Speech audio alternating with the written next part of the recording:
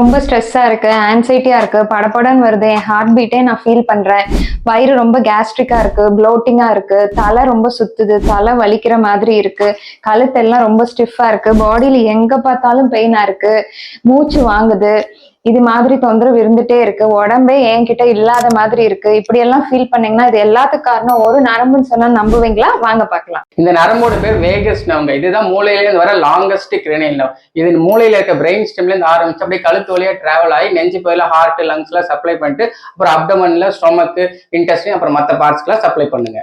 நரம்பு நிறைய ஃபங்க்ஷன் பண்ணுங்க. அதுல முக்கியமான ஃபங்க்ஷனே பேராசிம்பத்தட்டிக் நர்வ் சிஸ்டம்ல ரெகுலேட் பண்றதாங்க. இதை ஈஸியா நீங்க புரிஞ்சுக்கணும். ஒரு விஷயத்தை பார்த்தோ கேட்டோ நீங்க பதட்டப்படுறீங்க, கோவப்படுறீங்கன்னா உடனே உங்க ஹார்ட் ரேட்டு, பிபி, ரெஸ்பிரேட்டரி எல்லாமே ரைஸ் ஆகும். இதை அகைன் காம் பண்ணி நார்மலைஸ் பண்றதாங்க இந்த நர்வோட ஃபங்க்ஷனே.